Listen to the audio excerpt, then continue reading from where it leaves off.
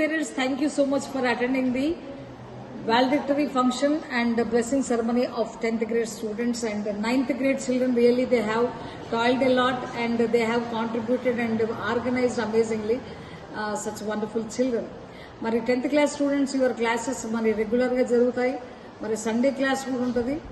ఈ కనీసం ఈ 2 వారాలు చదివి మరి ప్రతి ఎగ్జామ్కి ఎన్నడూ లేని విధంగా 4 రోజులు వస్తున్నాయి. మరి ఆ 4 రోజులు ఏ విధంగా చదవాలనేటువంటి ఒక టైం టేబుల్ని క్రియేట్ చేసి ఇంట్లో కూడా టైం టేబుల్ పేస్ చేసి చదువుకునేటట్టు చూడండి.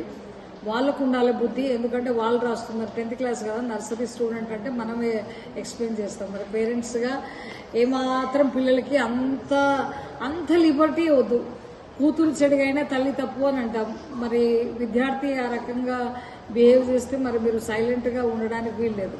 ఎందుకు సైలెంట్గా ఉంటున్నారంటే ఒకరు లేదా ఇద్దరు ఉంటున్నారు. వాళ్ళని ఏమి అనలేక చావలేక మీరు భరిస్తున్నారు. అట్లాంటి భరించడం వద్దు.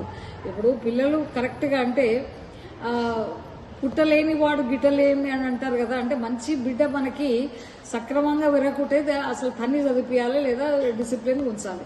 అంత లిబర్టీ వద్దు. ఓకే, అట్లాంటి బిడ్డలు పుట్టినా ఒకటే చచ్చినా ఒకటే. ఏం కాదు, ఇట్లాంటి మాటలన్నా మీరు యాక్సెప్ట్ చేయాలి. ఎందుకంటే ప్రయోజకుడు ఇప్పుడు చూస్తున్నాం.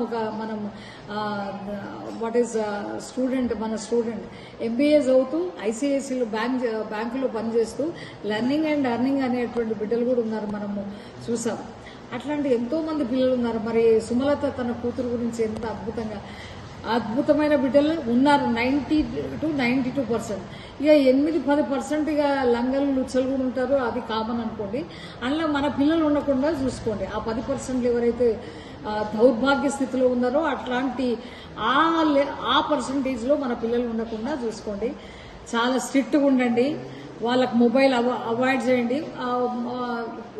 చేతుల మీద తన్ని చదివిపియండి.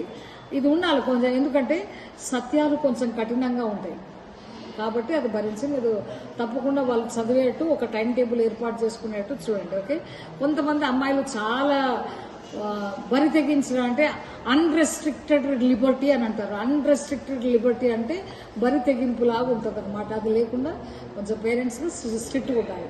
ఎందుకు అంత లీనియన్స్, అంత భయపడడం ఏంటంటే మీ పిల్లలకు మీరు స్ట్రిక్ట్గా ఉండాలి.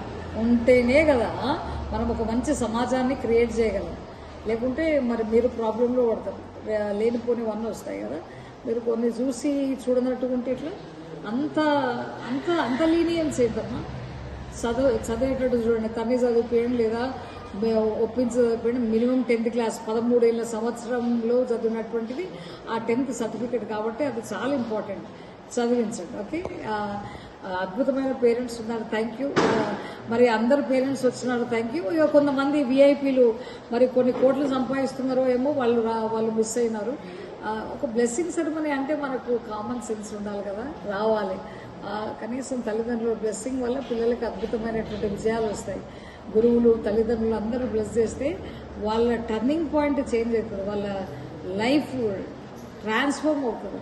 So anyway, thank you so much for coming. Love you. God bless you.